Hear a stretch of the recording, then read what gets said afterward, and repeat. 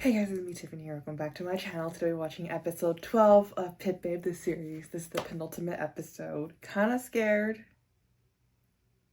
kind of nervous because penultimate episodes are not always the cutest, happiest moment, but I'm just like, I need to know what's gonna happen. Like, what is the final showdown? What are they gonna do?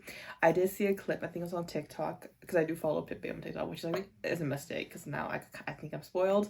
But it was the clip, I think it was North, who threw something at Babe, and Babe couldn't react to it fast enough because he doesn't have his senses anymore, which like, I didn't watch the full clip. I realized what was happening, and I tried to change I swiped up.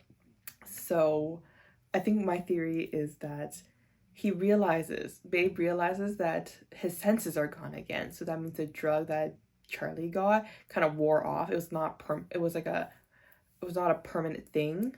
So I think it's a way to indicate that, oh, my boyfriend, my love of my life is still alive.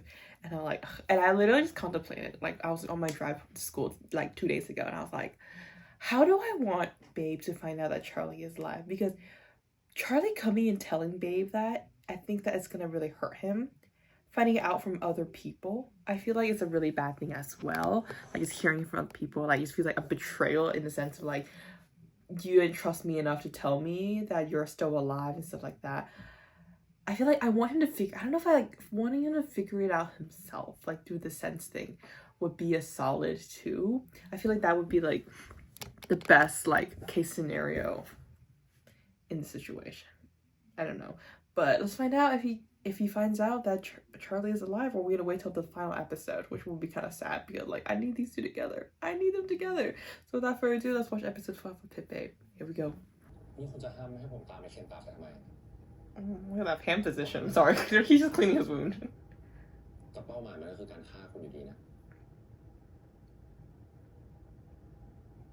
You guys are really close. I gotta stop. It's like they're trying to play. I don't know. I kind of given up on every other couple except for Charlie and Babe and Alan and Jeff. But like the way he's so close. Like there's so much other like different positions you can give to clean out a wound, but he's gotta go over in his arm position too. I'm having a moment. Jesus Christ. Cause like these two.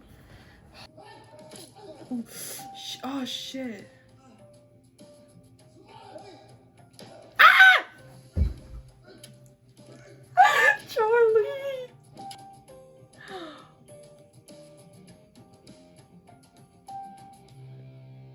No! No! No! They try to edit, making him look like Wei took a hit for them. No! No! No! I do not have. Nobody's gonna die the final episode, okay? We're all gonna have happy endings. Except for Winter, because fuck you. Oh, and Tony, obviously. But, okay, I do have to say, okay. Okay, I was on. Winter and Dean, not possible. Dean's rotting in jail right now, so no chance. Winter, man, honestly, I don't really care what happens to him. But Lee and Pop, those two. I've been like on PeteWay TikTok a lot, watching those cute moments from like the actors and stuff. Like they do a lot of live streams and everything. I don't really watch live streams because I forgot if I said this here, but I live on like the total opposite side of the world from them. So when they're awake, I'm asleep. When I'm awake, they're asleep. But yeah, so but like I'm watching Pop and Lee, and like there's that clip of them doing an event together, and it was Pop's hand on Lee's waist, and everything was so cute. It was so cute. It was everything. But yeah, let's talk about this episode.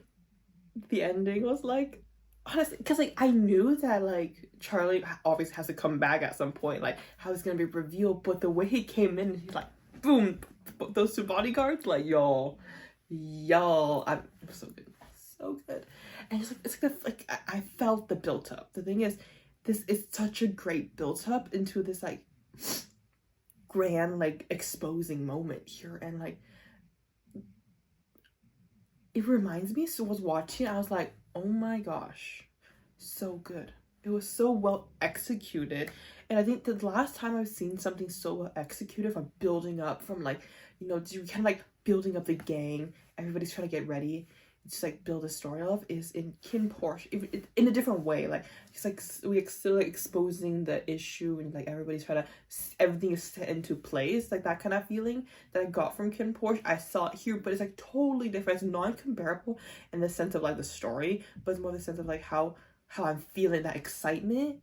The last time I had it was during Kim Porsche, and Kim Porsche was such a good show that like I'm getting that same feeling now, and in many ways a little bit more excitement than Kim Porsche, which I think is a big thing. That like it was so well done. It's like not overly complicated. I feel like for moments, I think last episode before that, I was getting a little bit nervous because I feel like they're putting too much into the situation. Like you're bringing in Babe's dad, you're doing this, you're doing all these different characters, kind of all have their own stories and like own backup stories, that like it's like, where are you fitting this into? Like, and like Charlie's not back yet, like how is this thing's gonna go? But it's like, oh my gosh, everything's like kind of clicked this episode, and I love it. Usually but penultimate episode is something that's like scary, like a cliffhanger, like oh no, what's gonna happen? But like I feel like this episode was not that. It was like a perfect like episode before the last. If I could like make the best second to last episode in a series,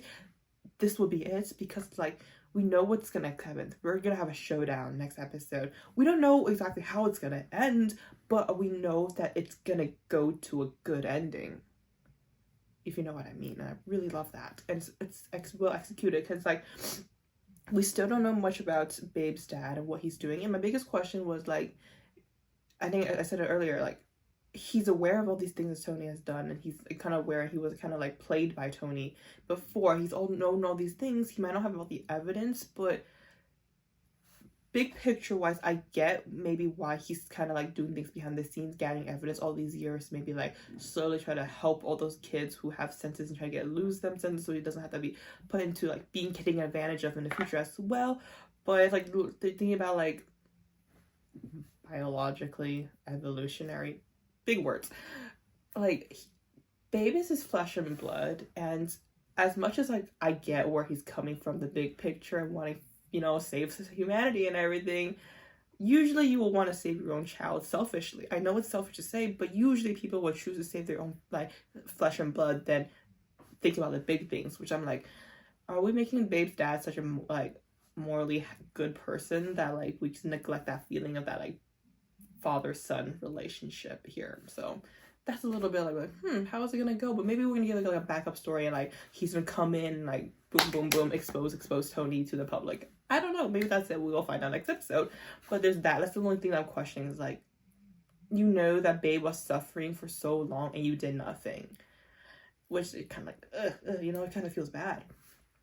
But there's like Babe and then Charlie coming in. Obviously Charlie is gonna come here and save the day, and he's definitely gonna have a lot of evidence. I feel like he's like, there's a bigger play what Charlie's gonna have coming from him coming back.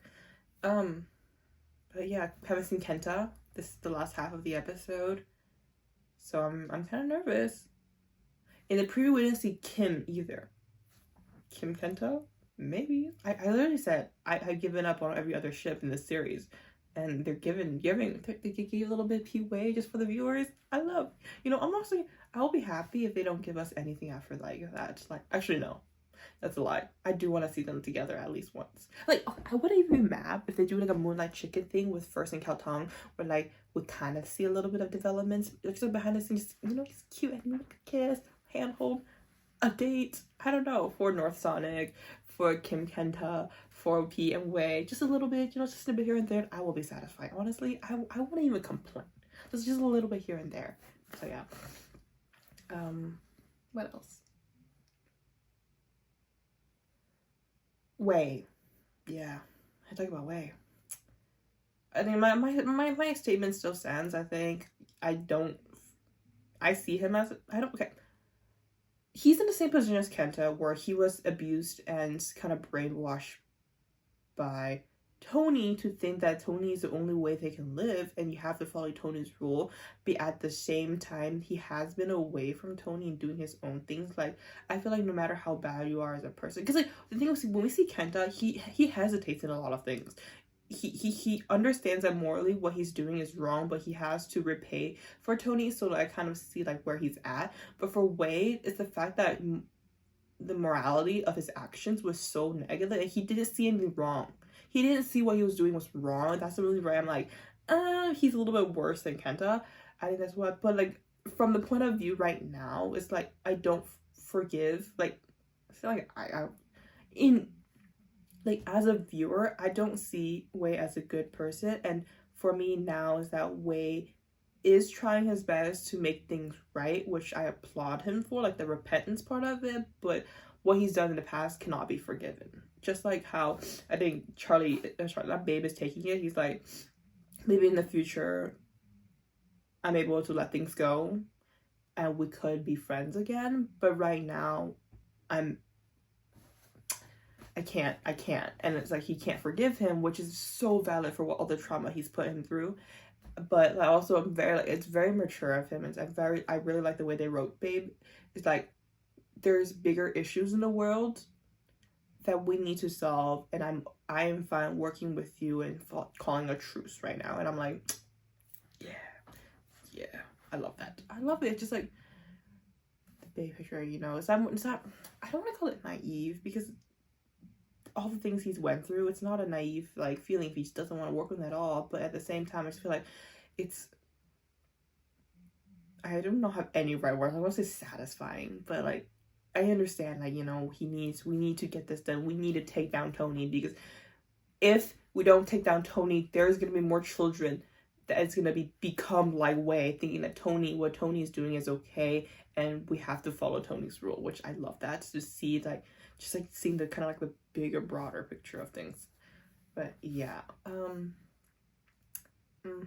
excited to see how this is going to end. I'm kind of nervous, but yeah. Did they ever announce that they're going to be a special episode? I don't know, for some reason I have this idea that they're going to have a special episode for this show. Maybe it's because when I first started the show, I went to my drama list page and it said 14 episodes, but we're only doing 13 episodes. So in my mind, I thought that, oh, it's going to be a special episode. That's why they were 14 at the beginning. But no, I think the drama list has it as 13 again. But yeah, whatever. I am very satisfied with this episode. I just have to say it's really good and I really loved it. Excited to see how things are gonna end, the big showdown, and a lot of cute moments next episode. I can already tell. So thank you guys so much for watching. Please like, comment, subscribe, and follow me on my social media link down below. See you guys next week for the finale.